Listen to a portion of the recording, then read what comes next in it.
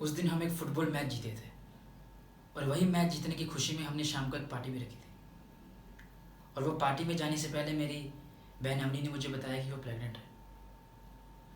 और जाते जाते इसने मुझे ये भी बोला कि 2-3 राइड्स कर लेना, वो राइड्स हमारे काम आती हैं। लेकिन मैं ज़्यादा राइड्स करना नहीं चाहता था, मैं सीधा पार्टी में जाना चाहता था। लेकिन फिर भी मैंने 1-2 राइड्स की और केमिस्ट की शॉप पे रुका। और जब मैं केमिस्ट की शॉप से बाहर आया, अपनी गाड़ी में बैठा, तो मुझे ऐसे रियलाइज़ हुआ कि गाड़ी के पीछे कोई बैठा हुआ है। और जब मैंने पीछे मुड़कर देखा तो शनाया पीछे बैठी हुई थी। मैंने उसको बोला कि मैम, मैं ये आपकी राइड कंप्लीट नहीं कर सकता, प्लीज़ कोई दूसरी कैब बुक कर लीजिए। वो मानी नहीं।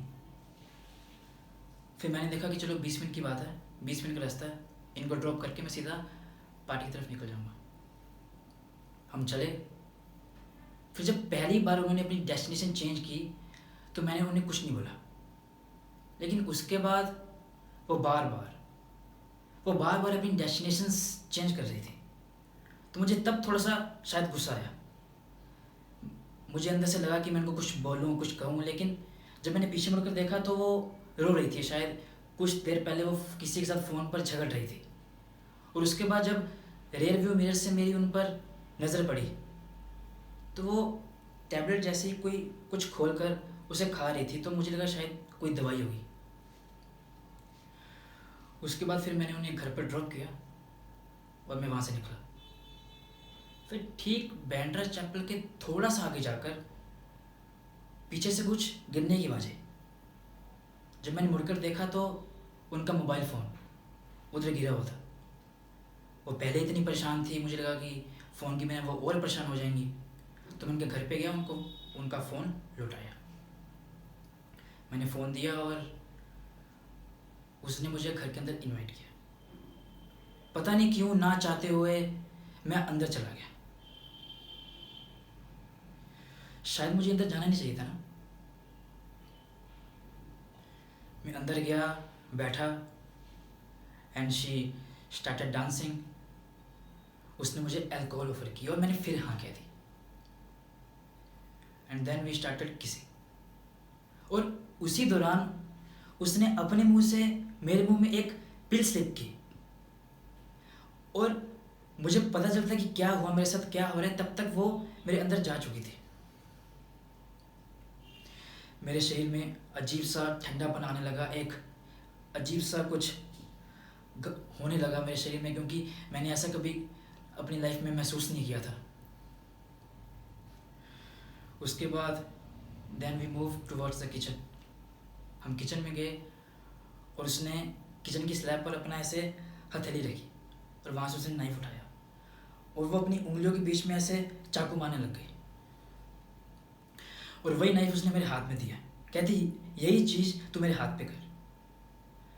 मैं पहले ही बहुत नशे में था, मेरा सर घूम रहा था, मुझे पता नहीं चल रहा था कि क्या हो रहा है, पर मैंने फिर हाँ कह दी।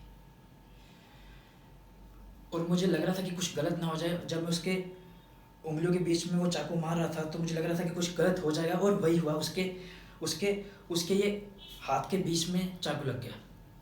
और फिर मैंने तुरंत उसका हाथ धोने की कोशिश की और जो नाइफ में खून लगा था उसको साफ करने की कोशिश की। Then we got intimate. हम बेडरूम की तरफ गए और वो बेडरूम मैं ज़िंदगी में अपनी कभी भूल नहीं पाऊंगा। It was black and white और दीवार पर उसकी बड़ी सी पोर्ट्रेट लगी हुई थी। बस यही एक लास्ट चीज़ है जो मुझे याद है। उसके बाद मैं सीधा किचन में उठा। घर जाने की तैयारी में मैं बेडरूम की तरफ गया। जब मैंने शनाया को उठाने का कोशिश किया, जब मैंने उसको उसके पास किया तो मेरे हाथ में कुछ गीला सा लगा। मेरे को पता नहीं लगा कि क्या है वो।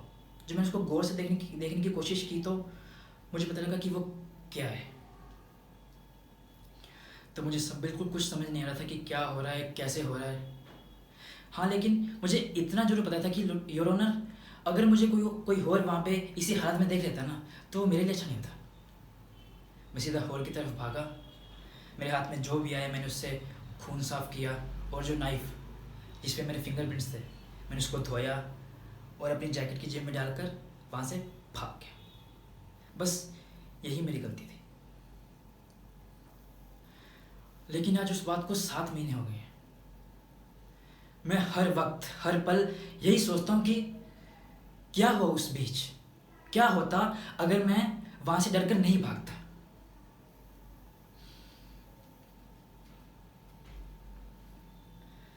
लेकिन योर ऑनर, इंसान को याद हो या ना हो, उसको इतना जरूर पता होता है कि वो क्या कर सकता है और वो क्या नहीं कर सकता। मुझे इतना पता है कि मैं किसी को मार नहीं सकता। योर ऑनर, मैंने शनाया को नहीं मारा।